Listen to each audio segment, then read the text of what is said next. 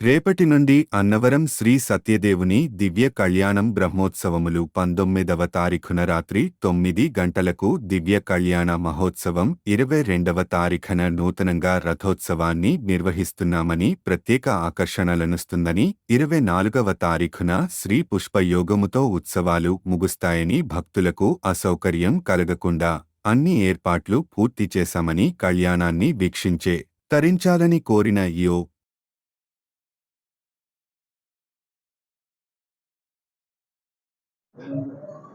18వ తేదీ సోమవారి ఎదుర్కోలు ఉత్సవంతో ఈ ఉత్సవాలు ప్రారంభమవుతాయి.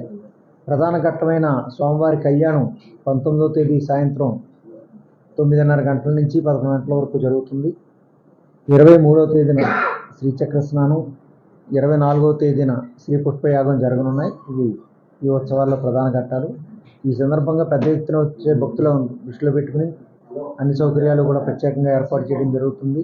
మంచినీటి వసతి కానీ, రవాణా సదుపాయం కానీ, అదేవిధంగా భక్తులందరూ వీక్షించడానికి అనువుగా కళ్యాణం సమయంలో ఎల్ఈడి స్క్రీన్లు ఏర్పాటు చేయడం కానీ, భక్తులకు సుమారు 10,000 ప్యాకెట్లు భక్తులకు తలంబ్రాలు ఉచితంగా పంచడానికి తగిన కౌంటర్లు కూడా ఏర్పాటు చేయడం జరుగుతుంది.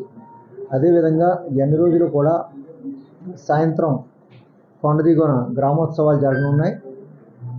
ఆ గ్రామోత్సవాల్లో ప్రధాన ఆకర్షణగా మొదటిసారిగా ఈసారి కొత్తగా నిర్మాణం చేసిన స్వామివారి రథంతో